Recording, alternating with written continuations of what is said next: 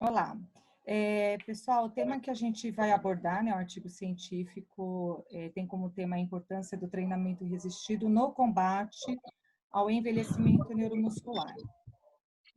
Esse é o título original do trabalho, né, em inglês, publicado numa revista, né, de fisiologia, e nós vamos fazer as apresentações, né, no caso eu e a Mariana, ok? Isso. Os autores iniciam um trabalho, fazem a introdução, dizendo o quanto que a gente perde massa muscular ao longo dos anos, né? Ocorre aí uma perda de 30% a 40% da massa total, e isso pode corresponder, inclusive, a 10% da perda da massa magra em décadas, né, por décadas, à medida que as pessoas vão envelhecendo. E as doenças associadas à perda da massa magra são a sarcopenia, e eles também colocam como a fragilidade como uma doença aí decorrente da perda da massa muscular. Agora, é claro que não é somente a perda da massa muscular que preocupa, mas sim os processos fisiológicos associados a ela. Então, uma perda da movimentação, uma perda, uma diminuição do metabolismo, uma redução das vias de sinalização, além da maior propensão ao desenvolvimento de doenças e infecções. Isso acomete, é claro, o processo todo de dependência, né, de independência, melhor dizendo, do idoso, e comprometendo, assim, a qualidade de vida. Tá? E por todas essas razões, a perda de massa muscular já identificada em trabalho científico é sim causa de mortalidade em idosos, ok? Agora, os exercícios eles vão contribuir para a reversão desse quadro. E especialmente o treinamento resistido, que tem tido aí ampla, né, e reconhecida forma de combater a atrofia muscular, mas não somente a atrofia muscular, mas ele melhora em diversos níveis a qualidade do músculo, pela melhora do desempenho neuromuscular, através do ganho de força e de potência, e também de adaptações celulares e subcelulares também. Agora, qual a proposta, né, do grupo, né, a proposta Gente, desses... alguém tá. Sandra, desculpa interromper, alguém está com o áudio ligado e está interferindo na sua fala.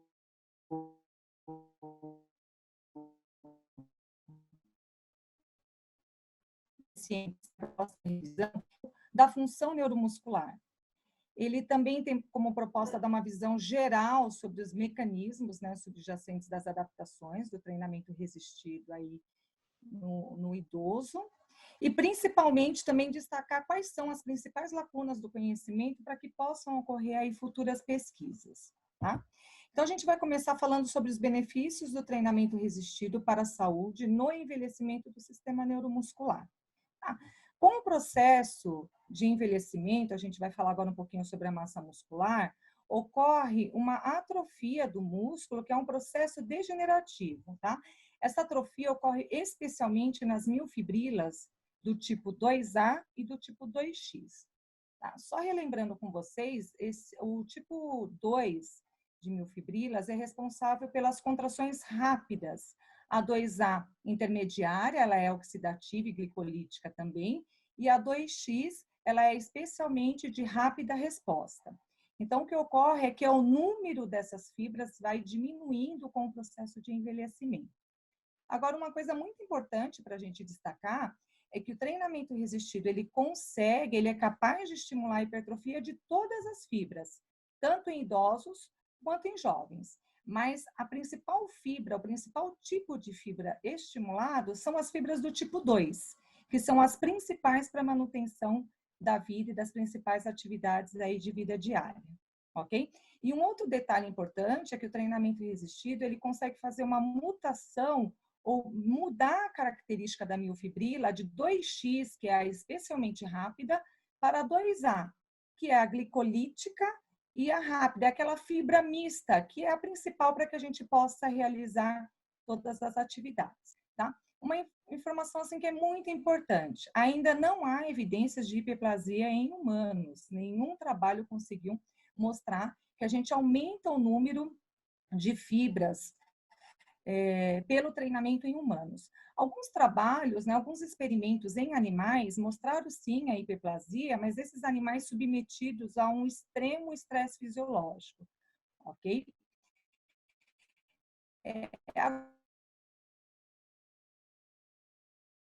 Pelo ganho, pelo aumento da fibra muscular. E é muito importante a gente falar que trabalhos científicos são capazes de hipertrofiar as suas fibras, especialmente essas do tipo 2. Internet ok, todo mundo? Só sinaliza, ok. Mas a minha não. Melhorou, Helena? Agora tá voltando, tava travando. Ok, pode ir embora. Pode ir, Sandra. Agora, um pouco sobre o desempenho neuromuscular. Quais são os benefícios, né, do treinamento resistido quando a gente lá, tá? Um dado, para cada 1% de perda de massa muscular, a gente perde de 2 a 4% da força muscular. Então, a força, a gente perde o dobro comparado com a perda da massa magra. Por quê? Porque a massa muscular, ela compromete muito as funções neuromusculares, né? Essas funções, elas ficam prejudicadas.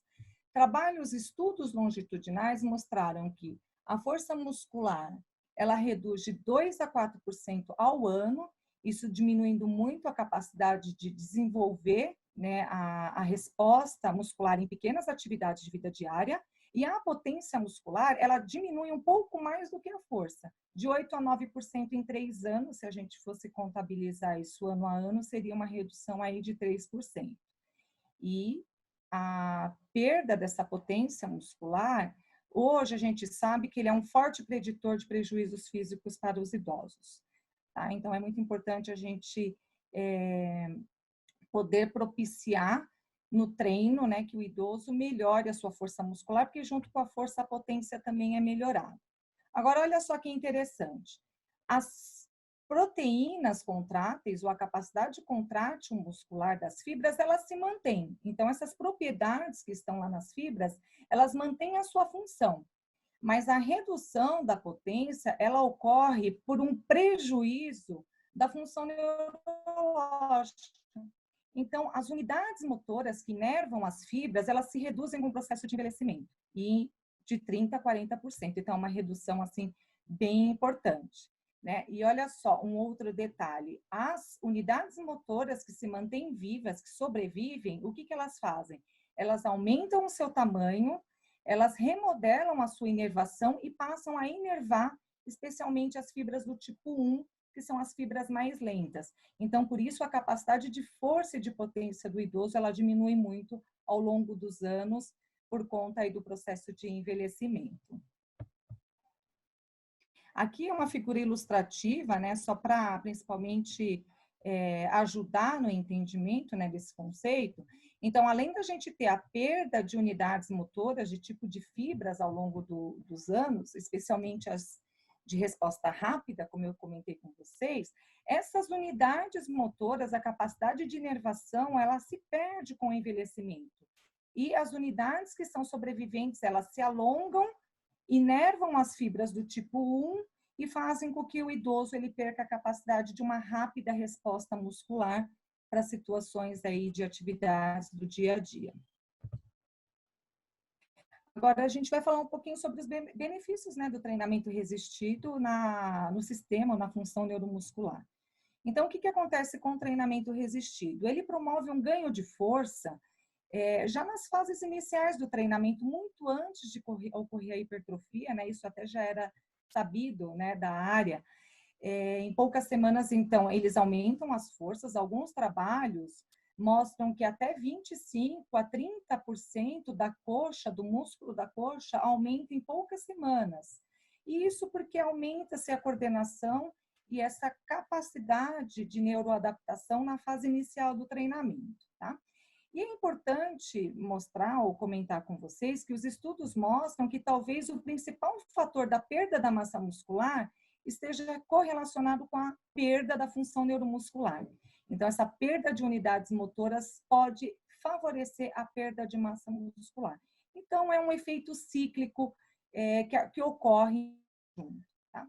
Aumentando a potência muscular, o idoso melhora o seu equilíbrio, reduzindo assim o risco de quedas e reduzindo a mortalidade.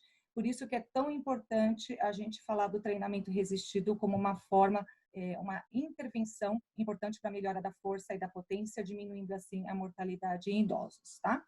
Importante falar para vocês que num curto prazo, o treinamento resistido ele consegue reverter aquele processo de remodelação motora. Então, o que a fibra, melhor dizendo, o que a unidade motora reinerva e deixa de inervar algumas fibras, o treinamento resistido ele inverte esse processo, né? Fazendo com que essas unidades motoras voltem a inervar as fibras, especialmente do tipo 2, nessas de contração rápida. E um outro aspecto importante é que o treinamento resistido favorece realizar as atividades de vida diária com uma menor ativação de fibras, né? Já que o idoso também conta com um número menor de fibras.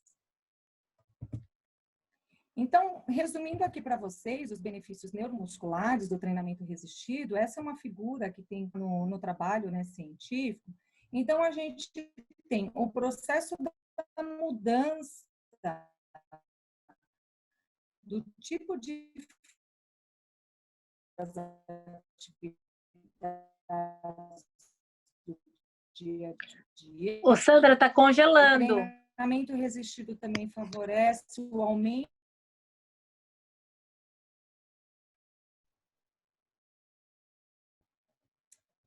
Todo mundo me ouvem?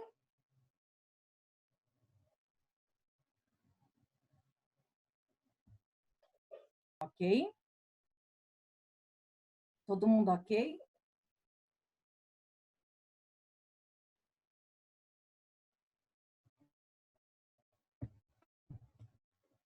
Agora, a gente tem resistido em idosos. E um principal mecanismo de adaptação é a síntese proteica muscular. Então, como é que o músculo regula, né, a síntese proteica? Ocorre por dois processos celulares bem conhecidos: a destruição, o catabolismo e o aumento do reparo da síntese proteica. Tá? Para que a gente tenha um balanço positivo, a gente precisa que a proteica seja maior do que a degradação. E os trabalhos já mostram que o treinamento resistido ele é capaz de aumentar a síntese proteica, ele é capaz, claro que essa resposta proteica, ela tem o seu pico em até 48 horas pós-treinamento. O que acontece com o processo de envelhecimento? No processo de envelhecimento, o tecido muscular, ele muda a sua sensibilidade para estímulos anabólicos. Mas isso não quer dizer que com os efeitos do treinamento resistido, especialmente, que a sua síntese proteica não possa ser aumentada. Então, tanto jovens e idosos, a capacidade de síntese proteica, ela é aumentada.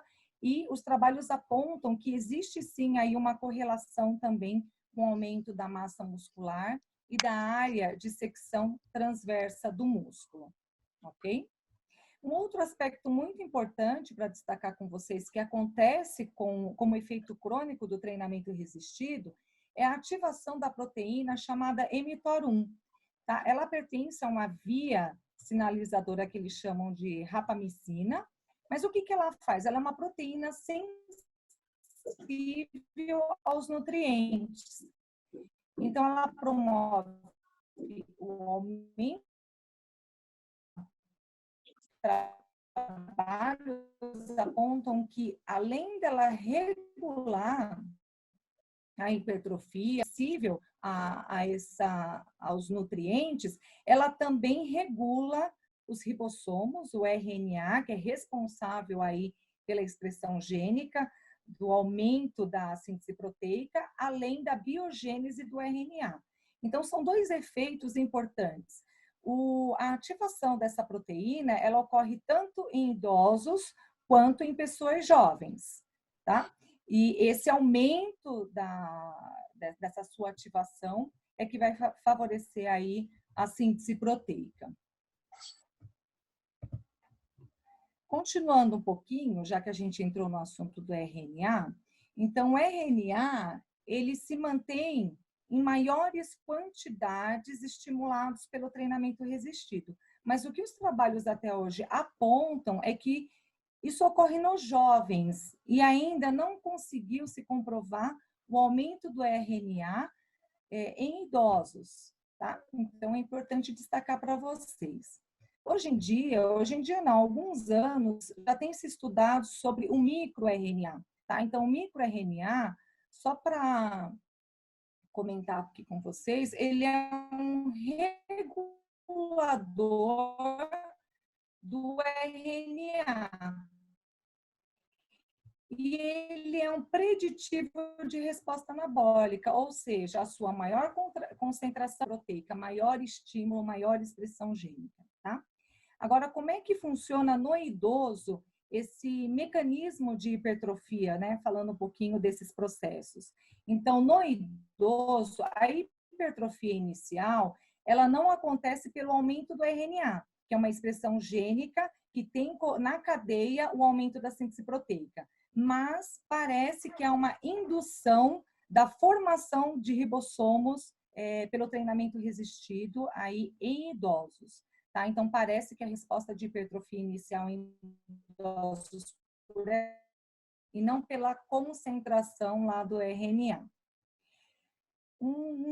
Sandra, você pode repetir esse finalzinho que eu não consegui entender nada por conta do delay, por favor. Tá. Então, assim, a maior concentração de RNA em resposta ao treinamento resistido ocorre em jovens. Parece que não em idosos, né? Isso ainda tem sido estudado. Então, como a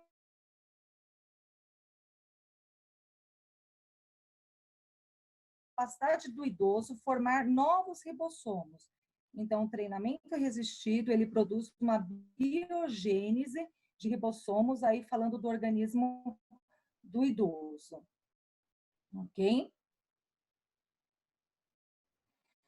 Outros trabalhos apontam que um outro processo de hipertrofia ou de síntese proteica aumentada no idoso é pelo aumento do fluxo sanguíneo durante o exercício resistido. Por quê? Porque ele aumenta, ele modula, né, a síntese proteica pela chegada de nutrientes lá na célula. Então, esse é um aspecto importante. Inclusive, tem trabalhos mostrando que apenas uma única sessão de treinamento resistido pesado é capaz de aumentar essa demanda e biodisponibilidade de nutrientes responsáveis aí pelo aumento da síntese proteica, ok? Falando do catabolismo muscular, né? Então, o catabolismo muscular promovido pelo treinamento resistido, ele é pronunciado nos iniciantes. Então, na fase inicial do treinamento, o catabolismo acontece de maneira assim muito mais exacerbada. E ele vai diminuindo o catabolismo à medida que as sessões de treinamento vão acontecendo, e esse é um aspecto importante. Por quê? Porque mostra que a síntese proteica está otimizada, mantendo a regeneração e a capacidade de aumentar a massa muscular ao longo da vida pelo treinamento resistido.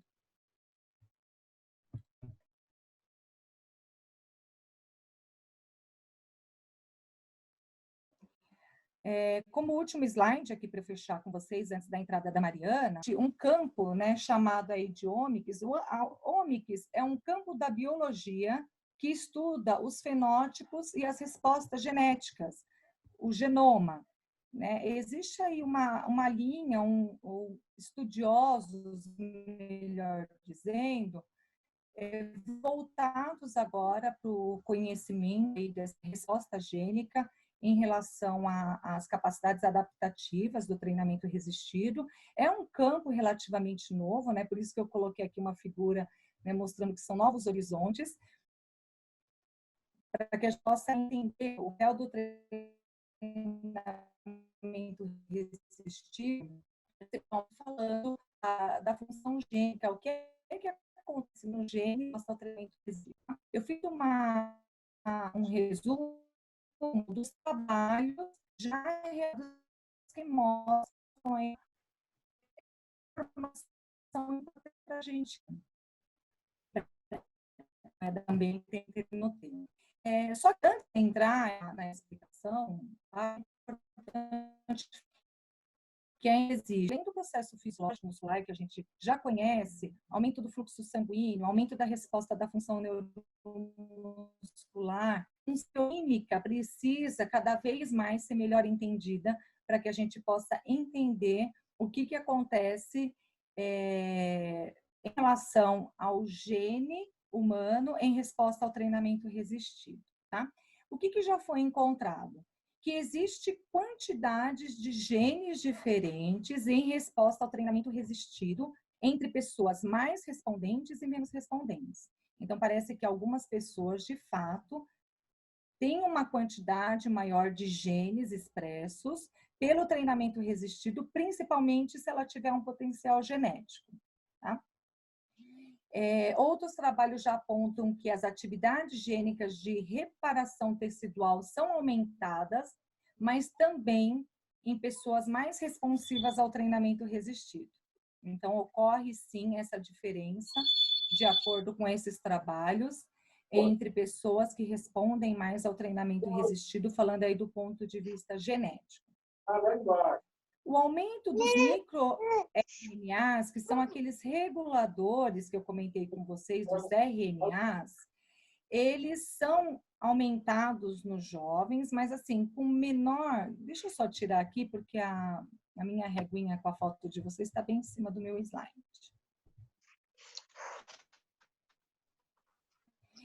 Mas ele é menos robusto, pouco se sabe ainda sobre o que ocorre no organismo do idoso. Então, a gente precisaria realmente de mais trabalhos ou novos trabalhos que pudessem aí elucidar esse processo de expressão gênica.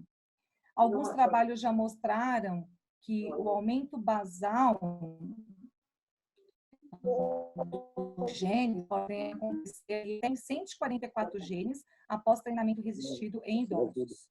Outros trabalhos têm mostrado que alguns genes inflamatórios aumentados pelo treinamento resistido... Sandra, pede para o Marcos desligar o áudio. Ok. Então, outros trabalhos apontam um aumento basal de até 144 tipos, né, de genes após treinamento resistido em idosos. Isso daqui é muito interessante. Ó, tem alguns genes inflamatórios estimulados pelo treinamento resistido, que tem uma íntima relação, isso já mostrado aí de maneira significativa, com aumento de força e de massa muscular. Um outro trabalho mostrou, né, aumento de 33 genes únicos, com aumento de fatores angiogênicos, ou seja, vascularização e o aumento dos genes de crescimento. E a tRNA, que é uma proteína de tradução, eu vou explicar isso no próximo slide, ela também fica aumentada em resposta ao treinamento resistido.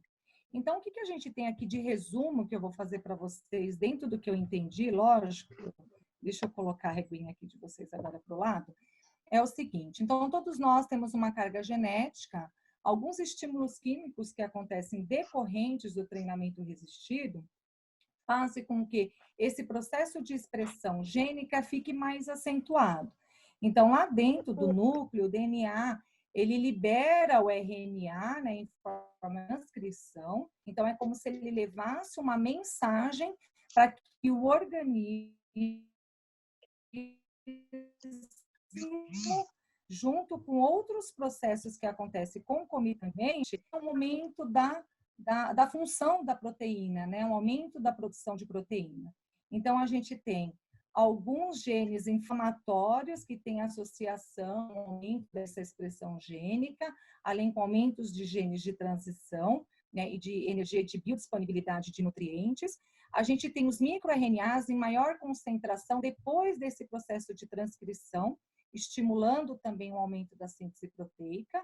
E a gente tem as proteínas que estão lá no citoplasma, que também são importantes e que também favorecem o aumento da proteína. É claro que tudo isso é um campo muito novo, que tem sido estudado, e pelo entendimento, isso acontece em vários níveis. Então, a síntese proteica ela não acontece por uma única via, né? Mas são vários níveis que favorecem o aumento da capacidade de síntese proteica no organismo humano pelo estímulo de genes específicos, tá bom? Agora eu vou deixar com a Mari, tá bom, Mari? Tudo bem, só você pode passar para minhas telas? Passo sim. Obrigada, viu?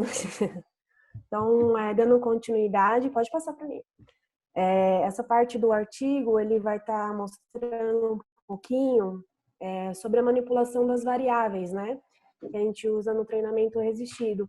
E também tentando destacar algumas lacunas no qual a gente pode estar, no futuro, dando maior ênfase nas nossas pesquisas.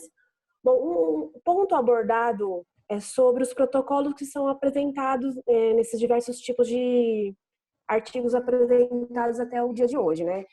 A maioria tem somente 1 ou 2 protocolos e os autores levantam a hipótese de esse tipo de trabalho pode limitar a dose e resposta do trabalho, né? Como, por exemplo, uma coisa que é levantada em relação a cortes, né? Muitos poucos trabalhos são apresentados sobre a visão longitudinal, geralmente são transversais. Então, se a gente tivesse a possibilidade de ter trabalhos longitudinais que pegassem desde o indivíduo que faz a prática, né, do treinamento resistido na juventude e acompanhá-los até o envelhecimento, então a gente teria uma acurácia melhor no que é benéfico e o que é maléfico do treinamento resistido dentro desse período, né? Então é um dos pontos que é abordado. Os trabalhos unânimes, todos eles chegaram à conclusão que com a aplicação progressiva de cargas, né, a gente vai estar criando essas adaptações contínuas neurológicas. Também é unânime também entre os trabalhos levantados que o TRL é seguro, sim, para prática em idosos. E tem também a taxa de lesões extremamente baixas, similares a grupos de todas as idades e intensidades. Então, ele vai trazer um benefício, sim, ao contrário de muitas pessoas, não sei, por falta de informação ou por falta de conhecimento, tem um pouco de medo, de receio de aplicar alguns tipos de intensidades quando o grupo é um grupo de risco. Bom, a adesão é ligeiramente mais alta em protocolos com a frequência mais baixa. Então, foi algo que eles identificaram dentro desse grupo, né, dessa faixa de idosos, né, no processo de envelhecimento.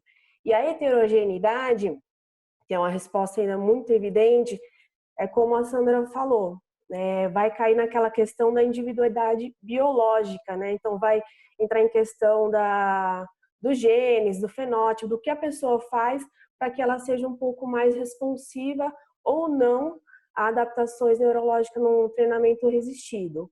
Pode passar para mim, por favor, Sandra? Você pode passar para mim o slide?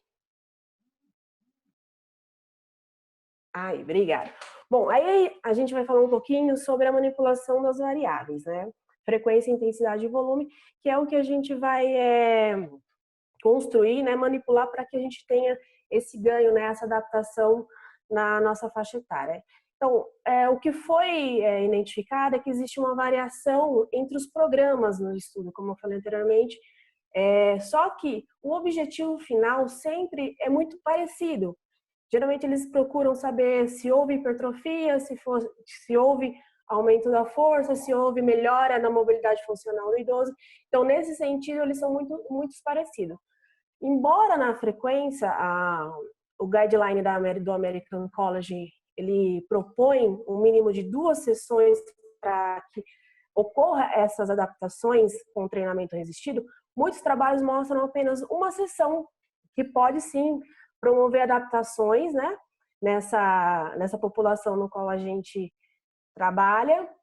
E a maioria não encontrou diferenças. Então, se a pessoa faz uma sessão, se faz duas, se faz três, ela vai ter sim uma melhora, né? Vai ter uma melhora na adaptação da força.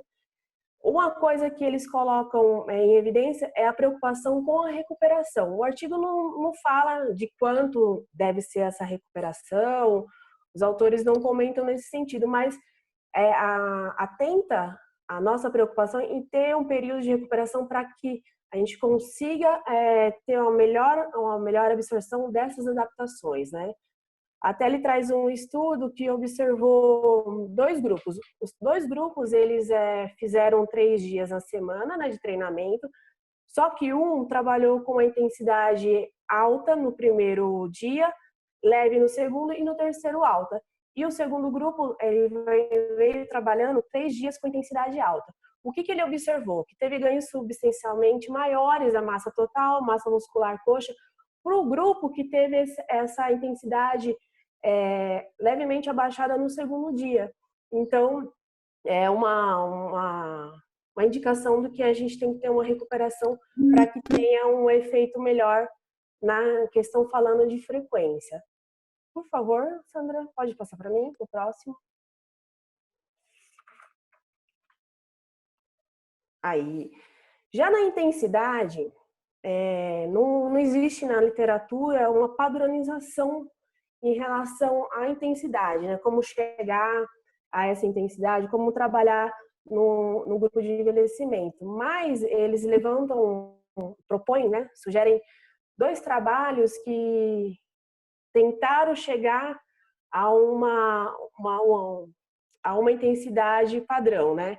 Então, o que eles determinaram? Que 70% de um RM a gente poderia considerar como uma intensidade alta, de 50% a 70% uma intensidade moderada e a 50% em torno de uma intensidade baixa, né? Então, é só uma proposta, né?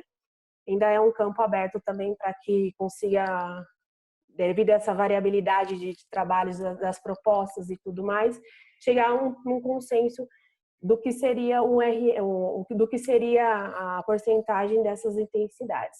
O que a gente pode destacar em relação à intensidade alta, sim, que ela tem uma melhora, né, bem significativa nos membros inferiores em relação à moderada ou baixa, se o volume de treinamento for equivalente. Também foi observado em alguns trabalhos a melhora da força, do poder anaeróbico, da mobilidade, sim, teve uma melhora na capacidade funcional do idoso, e também um aumento superior da densidade mineral óssea em relação à intensidade baixa. Então, vale a pena a gente dar uma maior atenção a prescrever intensidades um pouco mais altas para os nossos clientes, né? Pode passar, por favor. Em relação ao volume, aí ele faz um parâmetro entre o treinamento de potência e o treinamento resistido, né? O que eles encontraram? Uma meta-análise, onde comparou o treinamento de força com o de potência, os efeitos foram semelhantes, né? Quando considerado em alta intensidade. Então, assim, maximizar a taxa de desenvolvimento de força, teve uma melhora, né, também. E o que foi encontrado também nesses 2 tipos de treinamentos foi a melhora da mobilidade e do equilíbrio. Também teve uma melhora bem superior tanto no treinamento de força quanto no treinamento de potência. Por favor, pode passar.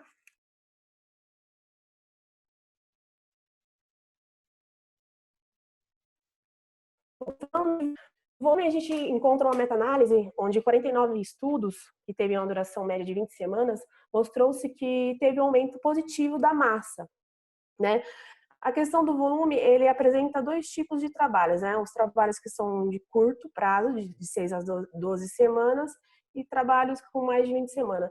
No caso de trabalhos de 6 a 12 semanas, se a intensidade é mantida constante, eles avaliaram um volume alto, né, de 3 séries, versus um volume de baixa intensidade, de baixo volume de uma série. Eles conseguiram ver que os ganhos de massa e força são semelhantes, né? Outro estudo também apresentado pelos autores é um estudo de 20 semanas de idosos, no qual fizeram também um grupo de 3 séries com volume alto e um grupo de uma série que treinou até a falha. Ambos também melhoraram os movimentos funcionais, né, e a resistência muscular. Então, essa questão de curto ou longo prazo, em relação ao volume, ambos teve o aumento da massa, teve efeitos positivos nesse sentido. Pode passar, por favor.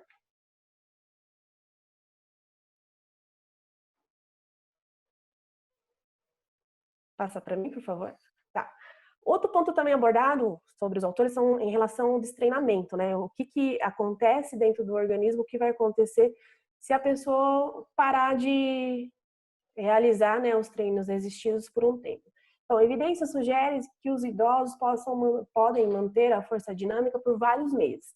Então, o trabalho apresentado após 24 semanas de destreino, de treinamento resistido, pequenas alterações foram vistas, né, foram acompanhadas, né?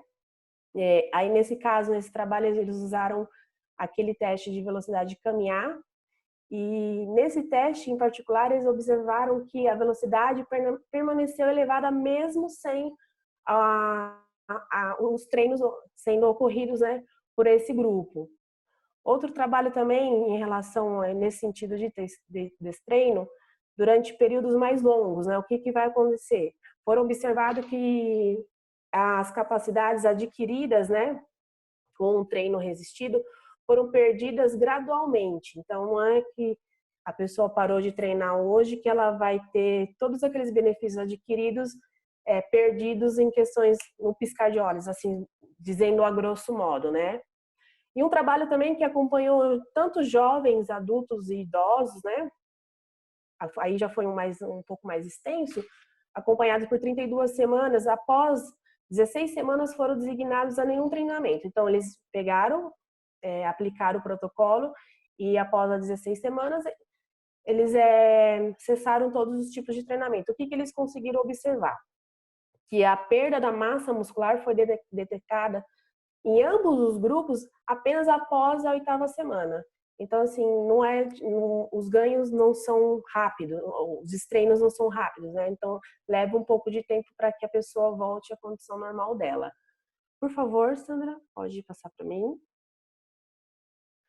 Uma coisa importante abordada é sobre a intensidade, né? Que exige uma atenção maior, né, em relação à intensidade, que pode estar ou não interligada a esse desempenho. Ela tem um importante papel, tanto que um estudo demonstrou que a força e a mobilidade foram preservados ao longo de 2 anos. Eu acho que foi um dos estudos mais interessantes que, assim, eu achei dentro do artigo, que acompanharam em em longo tempo. Então, em 2 anos, após o destreino, né, e esses grupos foram submetidos a uma alta intensidade. Então, após o TR, aqueles que tiveram um treinamento de alta intensidade, eles demonstraram a força e a mobilidade mais preservadas do que o grupo que teve menor intensidade. Então, vale a pena a gente dar um olhar mais carinhoso, né, a treinamentos com alta intensidade. Pode passar para mim, por favor. Em relação também, um ponto que ele falou e a Sandra falou muito bem, que é a heterogeneidade, né? Aquelas pessoas que têm alguns genes, né, que facilitam a essas adaptações, a ter melhores adaptações do que outras. Essa figura mostra que as pessoas que têm os autores falam de 2 fatores que podem influenciar se a pessoa vai ter uma boa responsibilidade, né, ao treino ou não. Então, tem os fatores que não são modificáveis, né, que é aquele que vem dos genes, que é a idade, sexo, raça, fenótipo, e os modificáveis. Então, as pessoas que têm esses fatores, esses genes a mais, que é um campo também que, como a Sandra falou, que é pouco explorado atualmente, é uma lacuna ainda que não foi esclarecida, elas recebem sim melhores adaptações, mas aquelas, se você conseguir entrar com um treinamento que faça com a dose certa, né, como eles dizem, conseguimos fazer com que elas também sejam responsivas, não ao nível de uma pessoa que já tem aquela carga genética apropriada, mas que essas pessoas que não são responsivas também podem vir a ter adaptações, sim, e melhora em todo o sistema neuromotor dela. Pode passar para mim, por favor. E, por final, ele traz algumas lacunas, no qual dá abertura para próximos trabalhos, né? Que é uma coisa que eu achei interessante, que ele conseguiu trazer algumas coisas que ainda faltam, não sei se por causa de estudos ou de investimentos, ou não sei, da demanda, né? Mas, como a Sandra falou, a base molecular ainda, né? Que ainda ela está incompleta, que exige um olhar mais de pesquisador para saber o que realmente acontece no organismo, né, nessa adaptabilidade ao treinamento resistido. Outra coisa também é adaptações ao treinamento resistido, exclusivo para indivíduos que talvez tenham algumas ligações comuns em fenótipos, né, em genótipos, eles não conseguiram ainda separar esses grupos e fazer comparações. Então, é uma lacuna ainda que se encontra em aberto, né, tanto quanto a manipulação dessas variáveis, né. Um ponto também abordado foi o que eu comecei a falar no comecinho da apresentação, que é os efeitos do treinamento resistido a longo prazo. Então, ter cortes que venham acompanhando desde jovens até idosos e tudo o que acontece dentro desse grupo ao longo dos anos. Então, é uma necessidade ainda que não foi alcançada pelas pesquisas em treinamento resistidos em idosos, né? Um ponto importante também que eu acho que dá abertura para o próximo grupo, que é a compreensão do que leva uma pessoa a ter aderência, né? Qual é o comportamento dela em relação à adesão do treinamento resistido. Nós sabemos que os idosos, eles têm um pouco de restrição, né? Na prática, as mulheres um pouco mais, mas os homens ainda têm um pouco de restrição a mudanças, né? A coisas impostas nessa faixa etária, mas entender o que leva uma pessoa a fazer o treinamento resistido, o que leva ela a ficar até a adesão e incorporar para um estilo de vida dela, né? Então, é um campo bem vasto também, que tem bastante possibilidade de estudos. E o mapeamento, por final, no contexto do exercício do envelhecimento também, que se encontra em aberto para que futuros trabalhos tenham esse objetivo. Bom, esse é um resumo apanhado geral do que a gente encontrou dentro desse artigo. Eu agradeço a todos pela paciência. E aí, se vocês tiverem alguma dúvida, eu e a Sandra estamos dispostos aqui a tentar solucionar as respostas. E obrigada. Bater palma. Muito bom! Deixa eu tirar uma fotinha rapidinho de todo mundo. Tirei, viu, Sandra? Ah, que bom.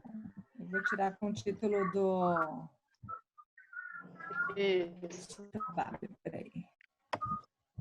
Se vocês querem ir falando por enquanto.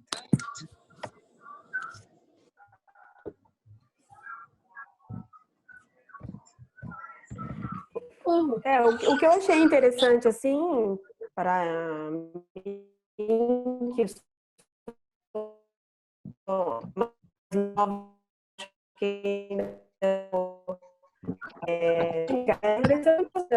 seria o treinamento resistido, né? Então, acho que é um artigo bem valioso para quem tem o interesse de ingressar nesse assunto. Então, muitas dúvidas, muitas coisas eu consegui associar ao que é aplicado no Instituto também, né? Então, eu acredito que, assim, de tudo que ele levantou, que ele mostrou, a grande maioria eu consegui ver a prática sendo aplicado lá dentro, né? Então, achei bem interessante e desafiador, porque era um tema que eu quase não tinha conhecimento, então esclareceu bem algumas dúvidas em relação do que faz o treinamento resistido, o que ele vai proporcionar, né? Nesse sentido. Então, eu assim, eu agradeço demais. Quando eu peguei o artigo, eu falei pra Sandra, nossa, Sandra, é uma revisão. É muito extenso, né? Não vou dar conta. Mas Aí ela deu. falou, não, a gente vai vendo devagarzinho o que que é. Eu pedi a ajuda dela, falei, dá uma olhadinha, ver se é coerente o que eu fiz, né? Com lá, mas deu tudo certo. Então, eu queria agradecer a Sandra pela ajuda e todos que me Imagina. acolheram. Parabéns, Mari. Viu? Obrigada. Parabéns, viu? Obrigada. Legal, Parabéns. Eu queria fazer Parabéns, uma Queria muito bom. realmente cumprimentar. Perfeito. Queria fazer uma observação da Mari, que essa cara da apresentação foi ela que deu. Parabenizá-la. E, assim, Obrigada. adorei, foi linda, por isso que eu nem mexi, achei que foi tudo muito maravilhoso. Só mantive aí a linha. Parabéns, viu, Mari? Obrigada, viu, Sandra? Deixa eu ter. Parabéns mesmo. Estava muito bonita a apresentação, muito bem apresentada, viu?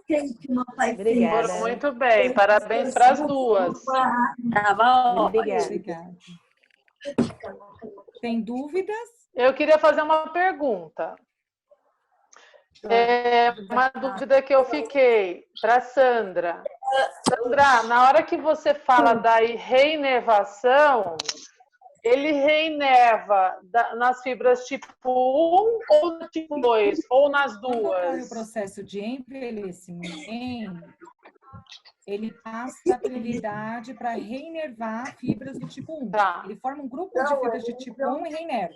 Com o treinamento resistido, esse fenômeno se inverte. Tá. Aí, dando prioridade para voltar a reinervar as fibras do tipo 2. Após o especialmente do TR. tipo A. Após o TR, ele inverte esse fenômeno, ele consegue fazer uma melhor inervação das unidades motoras. Tá, então, no processo de envelhecimento, essa que é a minha dúvida. Ele reinerva na tipo 1. Em que momento? Se não depois do TR que ele reinerva. Assim, à medida que a gente vai envelhecendo, a gente perde as unidades motoras. As que sobrevivem têm como prioridade aumentar, se prolongar para abraçar as fibras do tipo 1. Entendeu? Então, é durante o processo de envelhecimento com a perda aí de 30% a 40% das unidades. Tá. Então tá bom. Agora eu entendi. Obrigada, viu?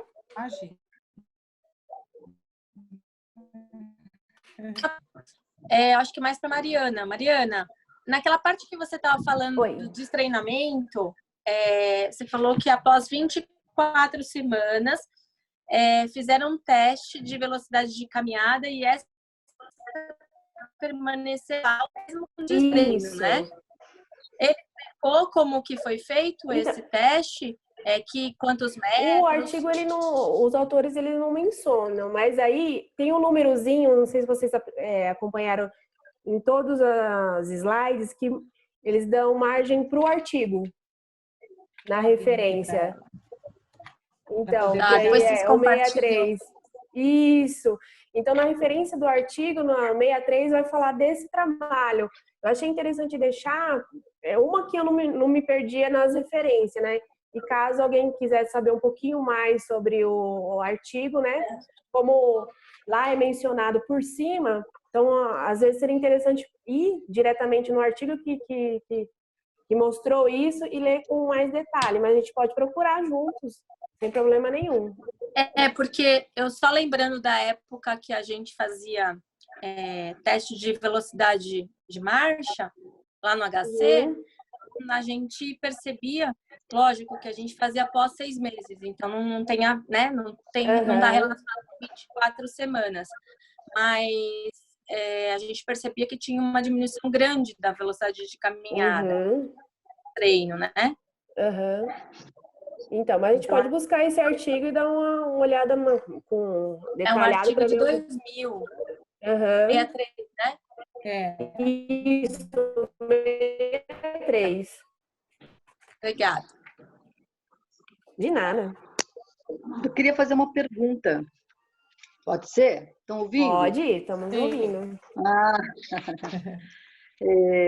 Bom, eu me esforcei aqui para tentar entender, né, a apresentação, que foi muito boa, muito clara, muito bem ilustrada, enfim, pelas duas, tá? Mari e Sandra. Obrigada. Né? Obrigada.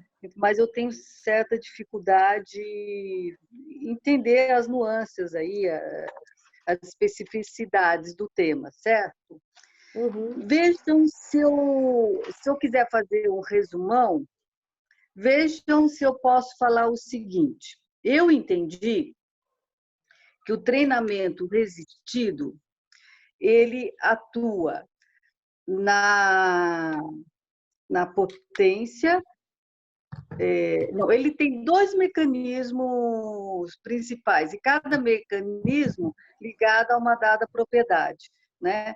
Um mecanismo é o neuromotor, pelo que eu entendi, né? Ele vai atuar nesse mecanismo de junção das fibras nervosas com as fibras musculares, né? E ele vai atuar de modo a aumentar a potência, né? A propriedade potência. E o outro mecanismo tem a ver com a questão proteica, né? Com a síntese proteica.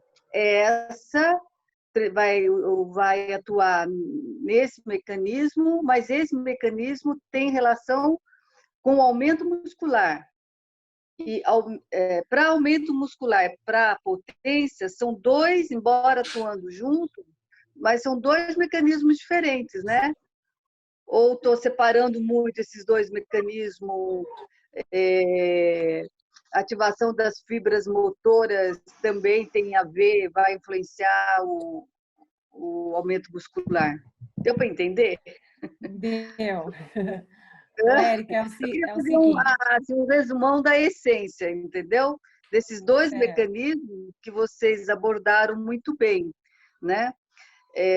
Se eu poderia estar, se eu quero ver a propriedade de potência, né? Ou força, né? Me parece também, eu vou para o neuromotor, equilíbrio, neuromotor, né? Aumento muscular, eu vou para a síntese proteicas. Não sei se a gente consegue fazer essa, ou se está muito fora essa síntese. Está sintética demais. Oi, Érica. Vamos lá. Oi. Mari, se você quiser, acrescentar à vontade, tá? Tá ótimo. O que acontece é o seguinte, nós temos praticamente 3 tipos de fibras, resumindo, tá? São as fibras que são lentas, que a gente chama de oxidativas. Tem as fibras intermediárias, que elas podem, numa fase que a gente precisa que elas respondam de maneira mais rápida, elas podem responder, e podem responder também de maneira mais lenta, que é intermediária. E tem as fibras que são de resposta rápidas. A potência muscular tem a ver com o estímulo dessas fibras. Tá? Então, quando eu tenho mais fibras do tipo 2x, que é a rápida, eu tenho maior tempo de resposta. Então, por exemplo, se eu for desequilibrar, essas fibras são estimuladas de maneira rápida para que eu consiga restabelecer meu equilíbrio. Quando ocorre o envelhecimento, a gente vai perdendo essas fibras rápidas e intermediárias e ficando somente com as lentas. Por isso que o idoso perde força e perde potência. Então, esse é um mecanismo que, com o treinamento resistido, ele passa a mudar os tipos de fibra, ele muda as fibras especialmente lenta para as intermediárias, que contemplam as duas funções. Ele melhora a inervação, então ele melhora o... Deixa eu ver se eu tenho aquela figura aqui. Ele melhora a capacidade aqui de inervação também, porque a unidade motora que ficou longa, que ficou inervando só as fibras do tipo 1, então, com treinamento resistir fibras do tipo 1 intermediárias, e além disso, a unidade motor consegue fazer a inervação para que ele tenha essa resposta motora. Esse é o tipo.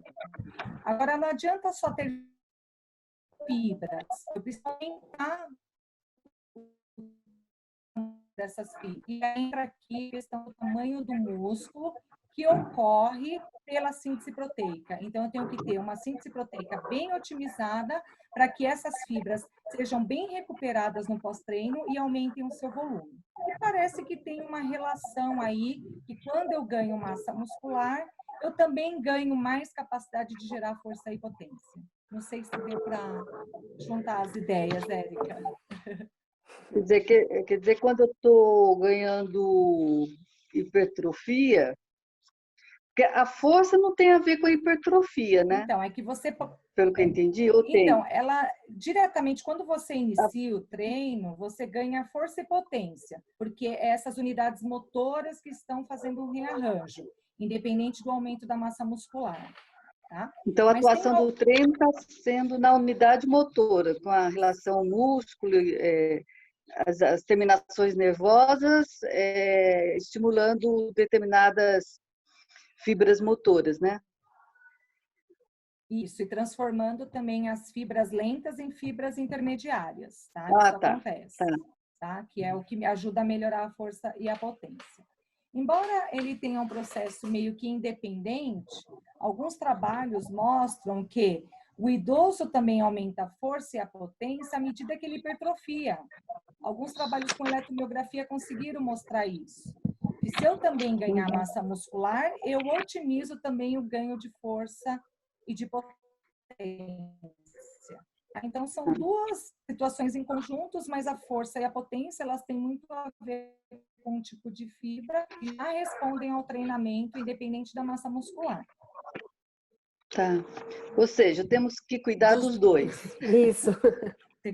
Dos dois. Só que a síntese proteica, ela vai ter a ver com a genética, com a expressão de genes, com a alimentação. Então, tem uns fatores assim que eles ainda precisam melhor elucidar para a gente entender se é só genética ou se algumas condições ambientais, como a Mariana falou, algumas outras condições podem estimular mais a produção desses genes. Eu acho interessante, né? O que contribui para esse aumento da massa muscular, né? Porque o fator genético a gente não pode mexer, tá lá, né? Então, quais os fatores ambientais, além do treino, né? A gente pode tá mexendo, né? Muito bom. Ajudou? Ajudou. E até, estou terminando aqui o que eu vou falar, mas eu gostei muito da parte da Mari quando ela faz todo esse mapeamento das variáveis que estão sendo estudadas, né? Manipuladas, faz considerações sobre cada uma. Eu acho que lá, como ela falou que estava sempre pensando no Instituto, quando lia, né? Eu acho interessante a gente estar atenta a todas essas variáveis, aquelas que ainda têm poucas respostas, enfim, pensando nelas e pensando na nossa clientela em estudos, né? Que podem estar saindo na nossa relação com o cliente, né? A partir do conhecimento assim sistemático dessas variáveis, né? A gente pode, a gente já faz isso, já contribui, mas a gente pode estar aumentando essa contribuição, né? A gente, por exemplo, nossos idosos destreinados, aqueles que param, né, e retornam depois de quanto tempo, seguir talvez esses idosos, né? Idosos que ficaram menos tempo conosco, aqueles que estão há tanto tempo conosco, enfim, tem várias coisas bem interessantes. Muito bom, viu, Mari? Gostei. Obrigada. Legal, pessoal. Só fazer um pitaco aqui, já que no último slide falou sobre determinantes comportamentais. A Marcos era um gancho. Parabéns aí novamente pela apresentação da Sandra, da Mari. Obrigada. Bem ilustrado, bem objetivo assim. Gostei bastante. O artigo, quando é revisão, ele é uma aula mesmo, né? A gente vai reunir a revisão de conceitos e depois os estudos que vai mostrando, no caso da parte da Mari, a dose e resposta. Acho que é muito importante a gente saber o que a gente precisa fazer de fora para as coisas de dentro acontecerem, né? Já começou assim as partes fisiológicas, né? Coisas que a gente não observa a olho nu, mas a gente consegue manipular mais do que a gente faz de fora, no caso, volume, séries, repetições. E eu gostei bastante fazendo esses dois links, né? Uma coisa que eu notei que achei bacana sobre uma sessão, que falou que uma sessão parece que produzir bons efeitos também. Isso. Faz até um paralelo assim com determinantes comportamentais. Porque lembrei até de um colega meu, dono de uma academia, que um dia chegou e falou para mim assim, bom, se as pessoas não querem fazer exercício, é difícil você já motivar elas para 2, 3 vezes por semana. Aí ele começou a fazer planos de 1 vez por semana, né? Fazer o exercício 1 vez por semana e tal. E foi de forma surpreendente, assim, aumentou algumas inscrições de 1 vez por semana. Aí o que acontece? Em algumas situações, esse de 1 vez por semana converteram em 2, em 3 depois. Quando a gente for falar de determinantes comportamentais, uma das coisas que ajuda as pessoas a ingressar em comportamento que a princípio tem alguma resistência é baixar o custo do esforço. Então, acho que é uma parte que eu achei interessante fazer um link, que ele mesmo, sem saber desses conceitos, ele teve essa intuição e na academia surgiu algum resultado para ele. Achei bem interessante nessa parte.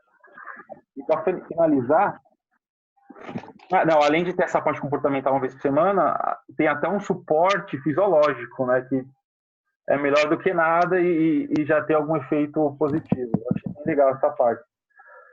E para terminar, assim, eu lembro que um congresso há 5 anos atrás, né, teve um cara que falou assim na bancada que hoje já sabemos muito sobre dose e resposta, né, sobre séries e repetições, então precisamos saber mais assim sobre como motivar e engajar pessoas na atividade, né? Então, parece que justificando pesquisa, quando você termina o slide, que hoje tão importante quanto saber quantas séries e repetições são importantes, é importante também saber como motivar essas pessoas, né? Acho que é bem adendo do seu último slide, né? Quando fala que precisa de mais pesquisa sobre determinados comportamentais. A gente sabe bastante sobre mas menos pessoas praticando. Uma lacuna, né?